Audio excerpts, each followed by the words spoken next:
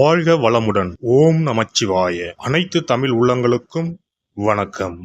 நிகழும் ஸ்ரீ மங்களகரமான குரோதி ஆண்டு ஜூலை மாதம் 17ஆம் தேதி புதன்கிழமை அன்று அனுசம் நட்சத்திரத்தில் ஏகாதசி திதியில் சுப்பிரம் நாமயோகத்தில் வணிசை கரணத்தினில் சித்த யோகம் கூடிய நன்னாளில் இந்த மகத்தான ஆடி மாதம் பிறக்கிறது.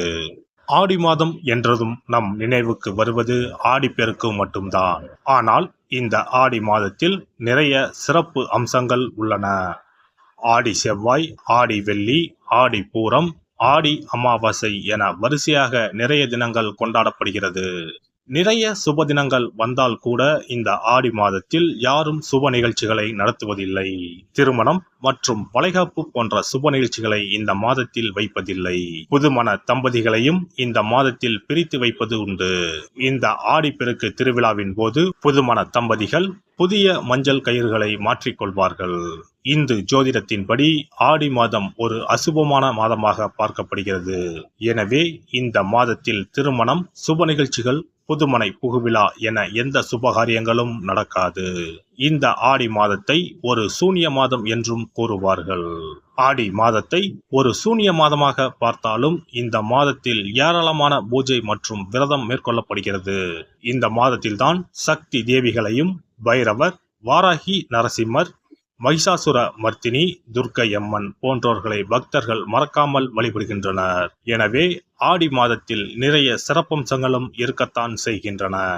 ஆடி மாத கிரகநிலை என எடுத்துக்கொண்டால் ரிஷபத்தில் குருவும் செவ்வாயும், கடகத்தில் புதன், சுக்கிரன், சூரியனும், கன்னியில் கேது பகவானும், கும்பத்தில் சனியும், மீனத்தில் ராகு பகவானும் உள்ளனர். இம்மாத கிரக பெயர்ச்சி என பார்த்தால் ஆடி மாதம் 3ஆம் தேதி புதன் பகவானும் 15ஆம் தேதி சுக்கிர பகவானும் இடப்பெயர்ச்சி ஆகின்றனர். அதைத் தொடர்ந்து 20ஆம் தேதி புதன் பகவான் வக்கிரம் அடைகிறார். ஆக புதனும் சனியும் இம்மாதம் வக்கரத்தில் சஞ்சாரம் செய்கின்றனர். இந்த கிரக அமைப்பினால் உங்கள் வாழ்வில் உண்டாகும் சுப மற்றும் அசுப பலன்கள் என்ன என்பதனை பற்றி காண்போம். எந்த ஒரு விஷயத்திலும் சின்னதை பெரியதாகவும் பெரியதை சிறியதாகவும் மாற்றும் கலையை அறிந்த மிதுன ராசி அன்பர்களே, இந்த மாதம் தேவையான உதவிகள் அனைத்தும் கிடைக்கும். பணவரத்து அதிகரிக்கும், வீண் அலைச்சல் உண்டாகும். உழைப்பு அதிகரிக்கும், பயணங்களால் வீண் செலவு உண்டாகும். குடும்பத்தில் அமைதி குறையலாம், நிதானமாக பேசி பழகுவது நல்லது. கணவன் மனைவி ஒருவருக்கொருவர் அனுசரித்து செல்வது நன்மை தரும். பிள்ளைகள் மீது கூடுதல் கவனம் செலுத்துவது நல்லது. பொருட்களை பாதுகாப்பாக வைப்பது அவசியம். பெண்களை பொறுத்தவரை எதிர்பாராத உதவிகள் கிடைக்கும். கொடுக்கல் வாங்கலில் கவனம் தேவை. சேமிப்புகள் செய்யும் முன் தகுந்த ஆலோசனை பெறவும். தொழில் வியாபாரத்தில் திடீர் தடைகள் ஏற்பட்டு நீங்கும். வாடிக்கையாளர்களை திருப்திப்படுத்த கூடுதலாக உழைக்க வேண்டியிருக்கும். பங்குதாரர்களுடன் இருந்து வந்த நீண்ட நாள் பிரச்சனைகள் ஒரு சுமூக முடிவிற்கு வரும். உங்கள் வியாபாரத்தை விருத்தி செய்து கொள்வீர்கள். உத்தியோகத்தில் இருப்பவர்கள் மிகவும் கவனமாக பணிகளை மேற்கொள்வது நல்லது. மேல் அதிகாரிகள் மற்றும் சக ஊழியர்களை அனுசரித்து செல்வது நன்மை தரும். மேலிடத்தில் இருந்து உங்களுக்கு பொறுப்புகளை அதிகரிக்கலாம். பணி நிமித்தமாக வெளியூர் சென்று தங்க வேண்டி வரலாம். கலைத்துறையினருக்கு கடன் விவகாரங்கள் கட்டுக்குள் இருக்கும். புதிய ஆர்டர்களுக்கான முயற்சிகள் சாதகமான பலன் தரும். வீண் அலைச்சலை சந்திக்க வேண்டி இருக்கும். அரசியலில் உள்ளவர்களுக்கு கோபமாக பேசுவதை தவிர்ப்பது நல்லது. மேல் மட்டத்தில் உள்ளவர்களுடன் வாக்குவாதங்கள் ஏற்படலாம், கவனம் தேவை. மாணவர்கள் கூடுதல் நேரம் ஒதுக்கி பாடங்களை படிக்க வேண்டி இருக்கும். பெற்றோர் சொல்படி கேட்டு நடப்பீர்கள். நட்சத்திர பலன்கள் மிருகசிரிசம் 3, 4 பாதங்கள். இந்த மாதம் பணவரத்து அதிகரிக்கும்.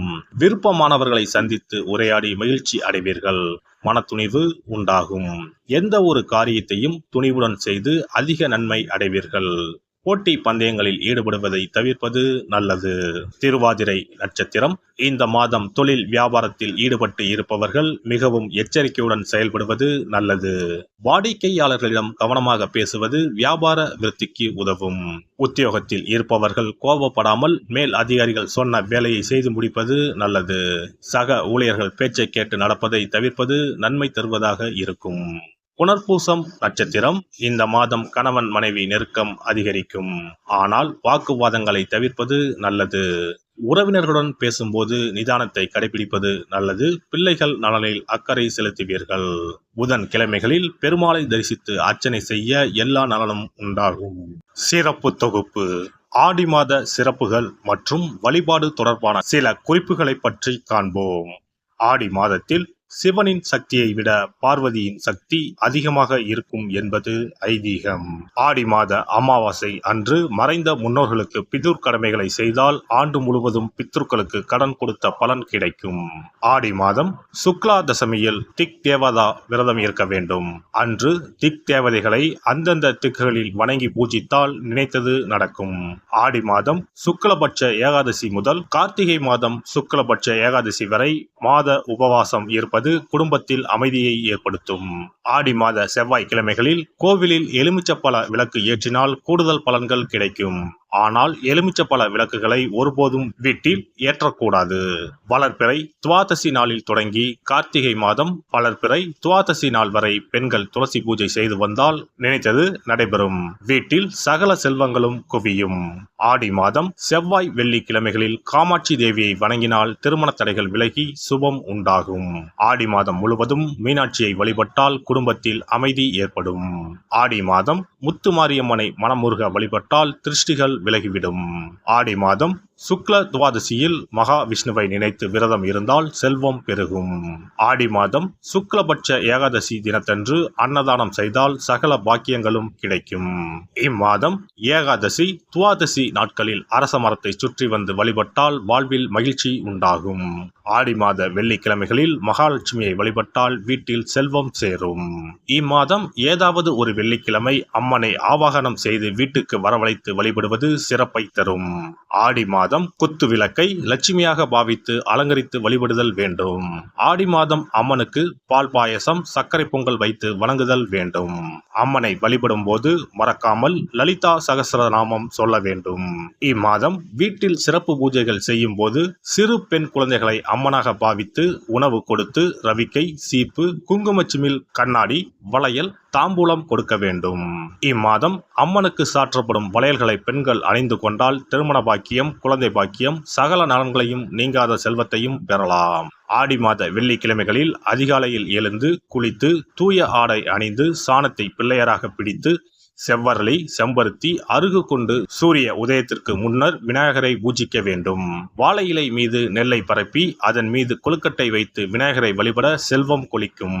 ஆடி பௌர்ணமி அன்று சிவபெருமானுக்கு திரட்டுப்பால் அபிஷேகம் செய்து கருப்பு பட்டாடை 100 முத்துக்கள் கோர்த்த மணிமாலை கரு ஊமத்தம் பூ மாலை அணிவித்து மூங்கில் அரிசி பாயாசம் படைத்து வழிபட்டால் எப்பேற்பட்ட பகையும் விலகும். பொதுவாகவே வெள்ளிக்கிழமைகள் அம்பாளுக்குரிய சிறந்த நாட்களாகும்.